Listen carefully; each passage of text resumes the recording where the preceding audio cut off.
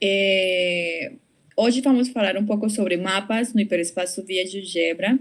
Este é parte do trabalho de iniciação científica do aluno Lucas Camelo, junto com o professor Fred Vicente e eu, Jennifer Barreira, da Universidade Federal de Ouro Preto. Neste caso, vamos falar sobre mapas induzidos no hiperespaço dos compactos e conexos de S1 primeiro, e depois vamos estudar um pouco sobre o que seria estudar a dinâmica coletiva desses mapas induzidos. Então, primeiro vamos ver o que é o hiperespaço dos contínuos de S1. Neste caso, o hiperespaço dos contínuos de S1 é a coleção de todos os conjuntos que são compactos e conexos, ou seja, aqui no caso, é todos os arcos que fazem parte de S1. Esse conjunto ele é chamado de hiperespaço dos contínuos. Então, neste caso, CS1 representa o hiperespaço dos contínuos de S1, ou seja, cada elemento aí é um arco. É possível, neste caso nós vamos ver, identificar o hiperespaço dos contínuos de S1 pelo disco. Então, cada arco de S1 vai representar um ponto no disco. Como é essa identificação? Essa identificação está dada pela definição da função lambda, que vocês estão vendo aqui no slide. A representa um arco de S1. Se A for todo S1, então vai identificar-se com o ponto, o centro do disco. E caso não seja S1, então vamos considerar do arco o ponto médio dele e vamos multiplicar por 1 menos o comprimento do arco sobre 2π. Observem aqui que entre maior seja o comprimento do arco, então L de A, que é o comprimento de arco sobre 2π, é um número que vai se aproximando de 1. Portanto, 1 menos um número muito próximo de 1 vai ser 0. Ou seja, entre maior seja o comprimento do arco, mais próximo vai estar no disco, do centro do disco, tá? E entre menor seja o comprimento, então vai estar mais próximo de S1. Tá? Aqui nesse slide estamos vendo um arco que está aqui com o amarelo, os extremos são os pontos em vermelho e em azul. E esse arco aqui, que é um elemento de CS1, no disco é representado pelo ponto. Então, estamos identificando um arco com um ponto no disco.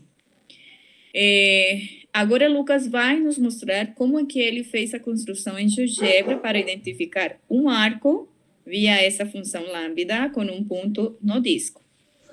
Olá pessoal, eu sou o Lucas. Aqui eu vou apresentar a construção aqui no GeoGebra rapidamente. Aqui temos o ponto A e o ponto B, e eles estão conectados aqui com essa representação no círculo. Tem essa representação aqui, e aqui no círculo seria equivalente. Então, a gente usando a relação x igual a cor de x e y igual a sin de x para poder jogar no círculo unitário. A gente define um arco indo desse ponto vermelho até o ponto azul, que é do A até o B.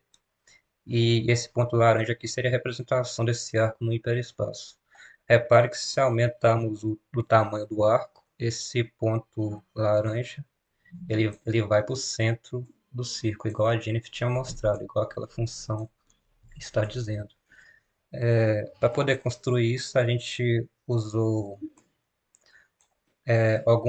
esse ponto médio aqui, que é o ponto médio desse segmento indo do ponto vermelho até o azul. A gente pega esse ponto médio, a gente usa uma reta bissetriz para poder cortar este arco aqui, cortando ele no meio, e definimos esse outro ponto aqui, que seria a parte de metade do arco.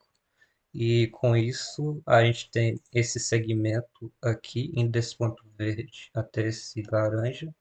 E então o ponto médio desse segmento aqui, que é este ponto, que é o ponto de interação dado pelaquela função lambda que a professora Jennifer falou.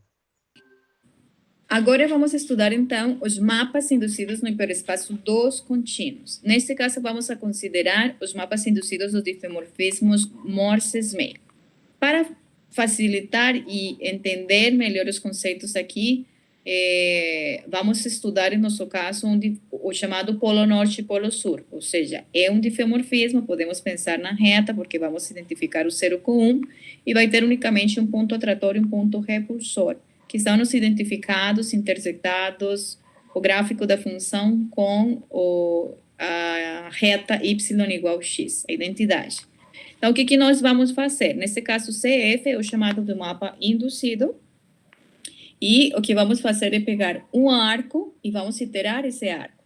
Então, em nosso caso inicial, temos um difeomorfismo, e o que fazemos é iterar o difeomorfismo, e por outro lado, o que estamos fazendo é iterar os arcos, para ver como é que vai se deformando esses arcos à medida que vamos iterando. Então, estão se movimentando ao mesmo tempo todos os pontos do arco. Então, o objetivo é esse: estudar as órbitas. Por um lado, conhecemos as órbitas do difeomorfismo Morses-May, que são as sequências dadas por Fn de x, que sabemos que ela converge para frente e para trás para um valor numérico, que é o atrator ou ponto repulsor. E, por outro lado, queremos estudar como é que se itera nesses arcos, que também formam uma sequência, isso que é uma sequência de arcos. Então, para iniciar, vamos pegar esse exemplo, f de x igual a x mais seno de x sobre 2. Lembrem que, neste caso, o 0 e 1 estão sendo identificados, mas aqui podemos estudar o gráfico dela. O 0 é um ponto repulsor, e o ponto do meio aqui, neste caso, ele representa um ponto atrator, que são os dois pontos que intersectam a reta identidade e o gráfico. É por isso que temos aqui que Fn de x converte para π, ou seja, que π ele é um ponto atrator, e por outro lado, os iterados negativos convertem para 0, que é um ponto repulsor. Agora, Lucas vai nos mostrar que quando vamos estudar o mapa induzido, ou seja, agora são pontos no disco, cada ponto no disco representa um arco, e esses arcos vão estar em movimento, vão se iterando, eles vão se comportar similar a um Morses-May em uma superfície. Na superfície aqui seria o disco, ou seja, vão aparecer também pontos fixos. Esses pontos fixos vão ser ou atratores, ou repulsores, ou são pontos Sela também. Então, estamos aqui no GeoGebra, que já temos até esse arco indo de 0 até π, e conforme a gente mexe aqui nos valores das iterações, a gente já até percebe que esse ponto aqui ele permanece fixo nessa posição.